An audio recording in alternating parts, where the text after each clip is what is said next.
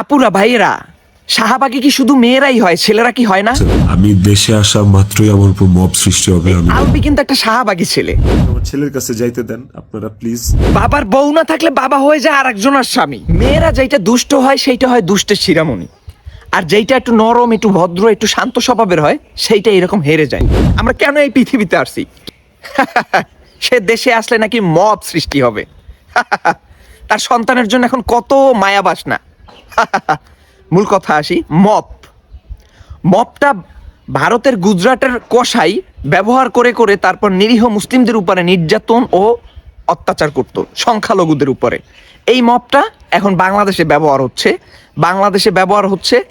বাংলাদেশে যারা মনে করেন সত্য কথা বলে ন্যায়ের পথে থাকে এদের উপরে ব্যবহার করে করে এদেরকে দমাই রাখানোর চেষ্টা করতেছে। মপটা মূলত ব্যবহার করে যারা শাহবাগী টাইপের মানুষ আছে, এরাই এই মপটা ব্যবহার করে। এখন মূল কথা হচ্ছে, এই যে আলবি আছে, আলবির প্রসঙ্গ, এই আলবি কিন্তু একটা শাহবাগী ছেলে। আপনারা ওর চলাচলতি, ওর কথাবার্তা, ওর যে একটা স্টাইল, ওর যে একটা মনে করেন ভাব ভঙ্গি, ঠিক আছে, ওর যে মনে করেন একটা কথা বলারই মানে সব কিছুর ভিতরে আপনারা মনে করেন এই শাহবাগী একটা ভাব পাবেন। যতটা উগ্র, উচ্ছৃঙ্খল এবং মনে করেন বিশৃঙ্খল এবং মানে যা আছে অসামাজিক যা আছে সব এই ছেলের ভিতরে আছে, এই আলবির ভিতরে আছে। ওর কোনো নাটক ফাটক এমন পর্যন্ত দেখি নাই, বাট ওর ইনস্টাগ্রাম কালকে দেখছি, মানে যথেষ্ট পরিমাণ উগ্র টাইপের আর কি। এখন মূল যেটা কথা হচ্ছে গিয়া, আমরা এমন মানুষের জন্য মাঝে মাঝে আত্মহত্যা করি যেটা করার কোনো প্রয়োজনই মনে করি না। কেন আমরা আত্মহত্যা করি? কি কারণে আমরা আত্মহত্যা করি? আমাদের কারণটা কি? আমাদের জীবনটা কি মনে করেন একজনের জন্য শুধু? আমরা কেন এই পৃথিবীতে আসছি? কি কারণে এই পৃথিবীতে আসছি? প্রথমত কথা, আমরা পৃথিবীতে আসি আল্লাহর গোলামি করার জন্য মুসলিমদের দৃষ্টিকোণ থেকে। আল্লাহ তার বান্দাকে পৃথিবীতে পাঠায় তার গোলামি করার জন্য। আমরা গোলামি না করে আমরা তো নাফরমানি করি অল ওভার, মোটামুটি কম বেশি সবাই। এরপর হচ্ছে কি, আমরা কি করি? নিজের জীবনটাকে একটা পর্যায়ে গিয়ে শেষ করে দিই, যেটা আল্লাহ সম্পূর্ণরূপে নিষেধ করছে, বারণ করছে। তুমি তোমার জীবনটাকে বাঁচাই রাখো। তোমার জীবনটা একটা ছেলের জন্য না, তোমার জীবনটা একটা মেয়ের জন্য না। তোমার তো একটা লক্ষ্য আছে, তোমার একটা পরকাল আছে, তোমার তো এগুলো মাথায় রাখতে হবে। যাই হোক, এই যে আমাদের আপুটা আত্মহত্যা করলো, তার স্বামী কি করে? মিডিয়া পার্সন, এবং সে পরকিয়া করে। তাতে তার লাভটাকে, আত্মহত্যা করে সমাধান হইলো কি? তার বাচ্চাটা কি হইলো?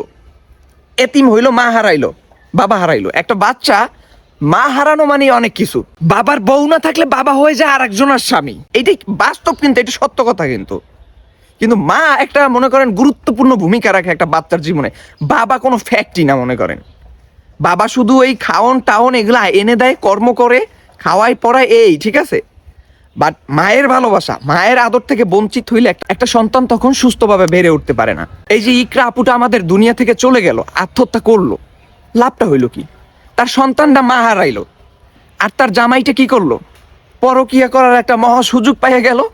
এখন মনে করেন আগে ছিল একটু বান্দা, টেনশন হইতে, এখন মনে করেন হাত পা খোলায়, এখন মনে করেন উড়া দুরা চালাইবে। তো লাভটা হইলো কি? আরে ভাই, আপনি বাইচা থাকতেন, আপনি সংগ্রাম করতেন, আপনার সাথে যদি কেউ প্রতারণা, বিশ্বাসঘাতকতা করে থাকে, আপনি তাকে ছুঁড়ে ফেলে দিতেন। এই যে আমার চুলের মতো, চুল বড় ছিল, যখন আমার মনে হয়েছে আমার চুল আমার জন্য বিরক্তের কারণ, নাকের মুখের ভিতর ঢোকে, আমি চুল ছেটে ফেলছি। কিন্তু চুলের জন্য কেমন মায়া ছিল না? ছিল। এটা কোনো ব্যাপারই না, এটা কোনো বিষয় না। এইভাবে তো আমাদের হইতে হবে, কারণ পৃথিবীটা তো এত সহজ না, পৃথিবীটা অনেক কঠিন। পৃথিবীতে মনে করেন সবাই এক না, কেউ ভালো কেউ খারাপ।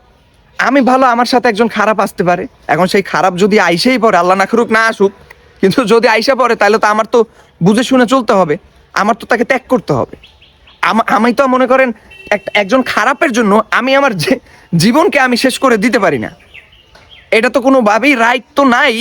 এটা তো মনে করেন সম্পূর্ণরূপে ধর্মবিরোধী। যে কোনো ধর্মই এটা কি নিষিদ্ধ, মহাপাপ, বিরাট বড় গুনাহ। মেয়েরা যেটা দুষ্ট হয় সেইটা হয় দুষ্টের শিরামণি, আর যেইটা একটু নরম, একটু ভদ্র, একটু শান্ত স্বভাবের হয় সেইটা এরকম হেরে যায়, নিজে নিজে হারায় ফেলে।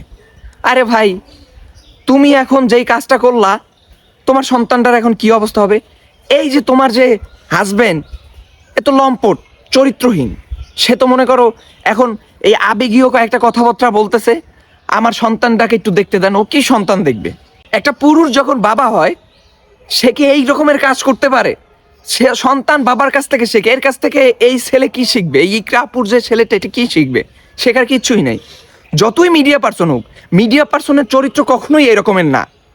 কিন্তু এই যে মিডিয়ার ভিতরে এই ধরনের কুলাঙ্গার অজাত কুজাত ঢুকে, ঠিক আছে, মিডিয়াটারে কি করে, কলুষিত করে, দূষিত করে ফেলে। বাহির থেকে মিডিয়াটারে মানুষ এইটাই মনে করে না, মিডিয়ায় ঢুকলে এইগুলোই মানুষ করে, মিডিয়ায় ঢুকলে এইগুলো করবি, মানে এইটা একটা মানুষের একটা ভ্রান্ত ধারণা। এই সকল কুলাঙ্গার, এদেরকে আর মিডিয়ায় স্থান দেওয়া যাবে না, এদেরকে মিডিয়ায় জায়গা দেওয়া যাবে না। এমনকি এই ধরনের শাহবাগী পুরুষদের এই দেশেও স্থান দেওয়া যাবে না, কারণ এরা দেশের শত্রু। এরা মনে করেন মেয়েদের জীবন নিয়ে খেলে, এবং মনে করেন কিছু কিছু মেয়েদেরও তো দোষ আছে, কারণ আলবির সাথে যে মেয়েটা এই ফষ্টি নষ্টি করছে, নাম ওটার তো মনে নাই, তো সে জানে না যে আলবির একটা ওয়াইফ আছে, তার একটা সন্তান আছে, কিন্তু তারপরও গেছে। ওই যে নিষিদ্ধ জিনিসের উপরে মানুষের বেশি আকৃষ্ট, এইটা হচ্ছে মানুষের সমস্যা। তা যত সমস্যাই হোক, আমাদের কথা হচ্ছে আত্মহত্যা কোনো ভাইয়েরা পথ না। আল্লাহ আমাদের মাফ করুক, আল্লাহ আমাদের সঠিক জ্ঞান দান করুক। আল্লাহ হাফেজ।